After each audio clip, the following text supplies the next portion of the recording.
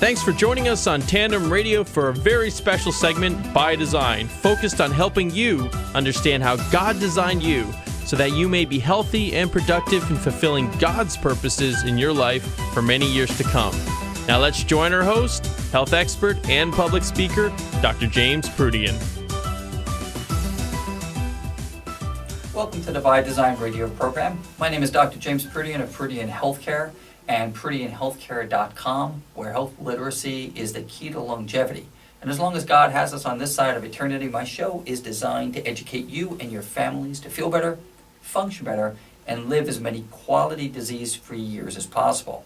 The By Design program originated from many years of public speaking throughout New Jersey, and going into 2013, we're going to be moving to a national audience. This program takes a very literal position on foundational subject matters when it comes to healthcare. As I outlined in the last program, where we started our stress conversation as a foundational subject matter, this is part 2 as a continuation of last week's show. And I'm just going to continue this foundation until we finish stress management. For many years, I've been in and out of corporate America teaching audiences, not just what stress is, which is what today's show is about, but we're going to be getting into how we can temper the effects of stress in our daily activities so that we reduce the incidence of chronic illness. Now, some stress is unavoidable. Last week we talked about fight or flight.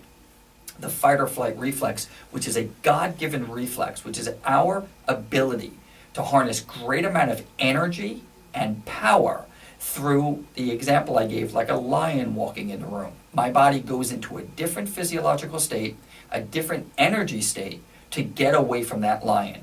And that's a God-given reflex. It's built in all of us. I think every one of us, if we're over the age of 15 or 20, 25, we've had some sort of a fight or flight reaction in our life. And that reaction, which is creating all of that amazing energy, which comes from adrenaline, which is a hormone made by your adrenal gland, and you have 2 adrenal glands. They sit on top of your kidneys. They're about the size of walnuts. That adrenaline is not meant to be used for daily energy. So as we get up and we go about our routine, we have something else built inside of us called the Krebs cycle. And the Krebs cycle produces ATP, which is the energy that our cells desire. Now, I'm not going to go down that path, that road today. We're not going to really get into what the Krebs cycle is and making energy. Today, we're going to stay focused very much on stress. And our Bible verse is Luke 1:37, for with God, nothing is impossible. Because if we're going to make proactive changes in our physical, our nutritional, and our psychological health, we have to understand that nothing is impossible through God's help. And those changes are going to impact the way we feel and how we function.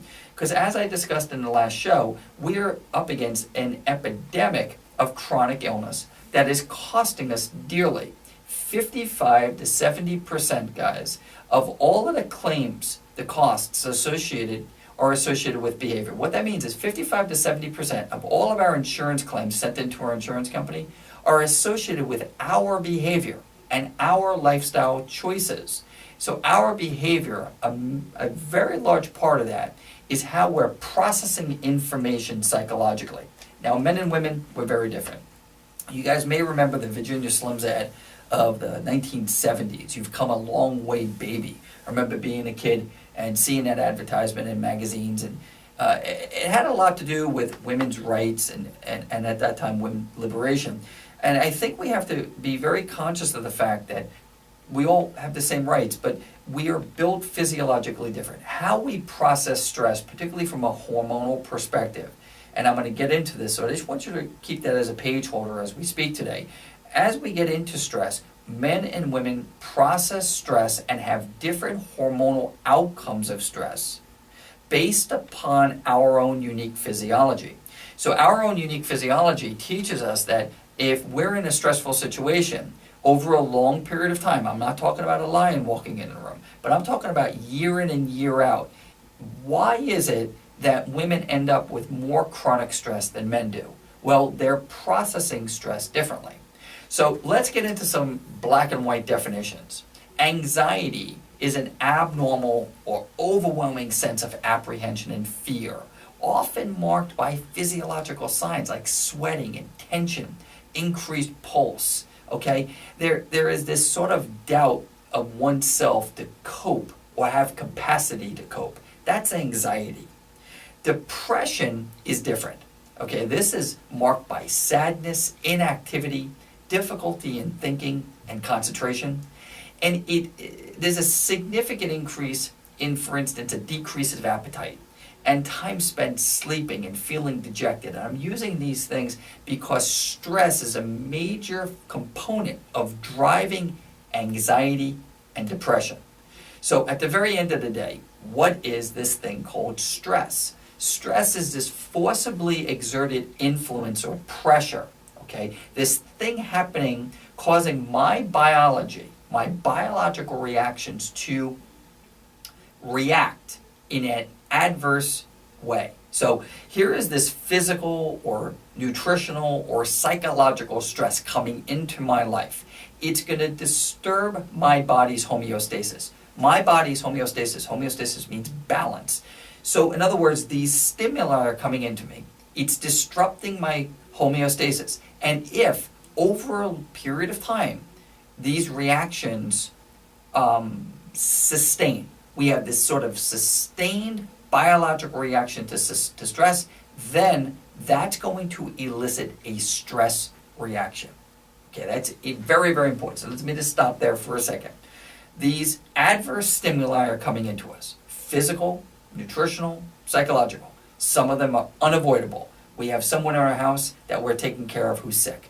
An elderly parent, for instance. It requires work. It requires worry. We get that. Okay. We have other types of stress that we can control. These types of stresses are coming into us on over a long period of time. If our biology, okay, if we have an adverse reaction over a long period of time, then we're going to elicit a stress reaction. What is a stress reaction? A stress reaction begins up in your brain. Your brain is processing this data, and it's going through your pituitary gland, and the pituitary gland sends out information.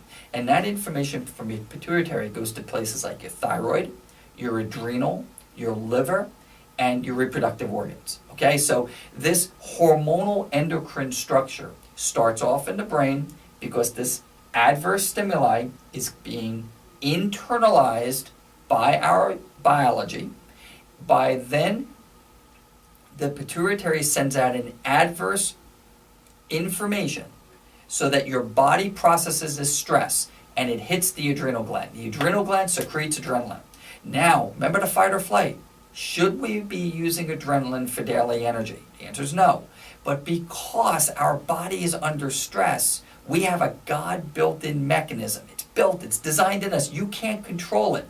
It's going to do its thing. It's like your heart beating. You don't have to tell your heart to beat. You don't say beat, beat, beat. It does it on its own, right? So this internalization of stress and the reaction that your body gives by secreting extra adrenaline is the first of a series of hormones that are produced. Okay, so the pituitary gland sends out ACTH. This is another hormone that's secreted by your body. This ACTH secretion then stimulates the adrenal gland because it's under stress over a long period of time to make extra adrenaline. Now, when that happens, the adrenal gland also makes cortisol. Cortisol is another hormone that your body is secreting naturally. It is a stress hormone.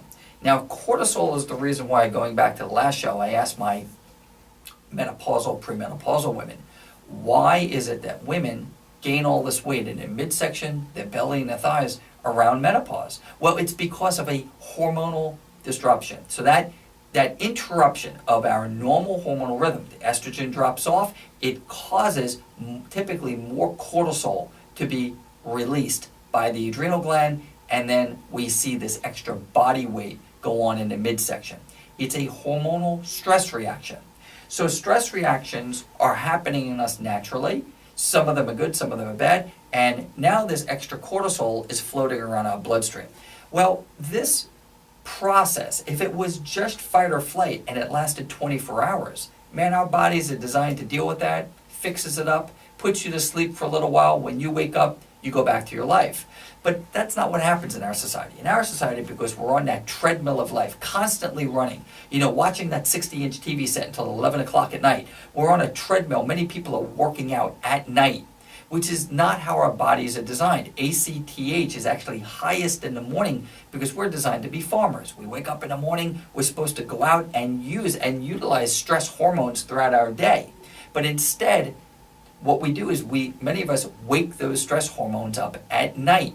And that's not what we should be doing. We should not be on treadmills at 8 o'clock, 9 o'clock at night, running, causing more of a stress reaction in our body when we're designed to be winding down at the end of the night. So the physical symptoms of this adrenal-driven lifestyle, this adrenaline, which is just pumping out of us, low doses, it's day in and day out. 20s, we go to college, we're not sleeping well, we're not eating well, then we get married, we have children, we're in relationships, we have jobs, we're losing our jobs. All of those struggles of life, this little bit of adrenaline is causing chronic fatigue, weakness, insomnia, GI problems, low resistance, low sex drive, thin skin, dry skin, muscle pain, joint pain. All of these cravings for sweets, headaches, PMS, dizziness, hypoglycemia. This is the process of hormonal imbalance. We go to our doctors, our blood tests could be perfectly normal, and this process is happening. So the process of adrenal fatigue and burnout leads to depression, reduced memory, anxiety, inability to cope, loss of concentration, fogginess, irritability, mood disorders, indecision, because those stress hormones are also playing into our brain chemistry and the way we think. Okay, so that's a lot of data for 1 week, a lot of data.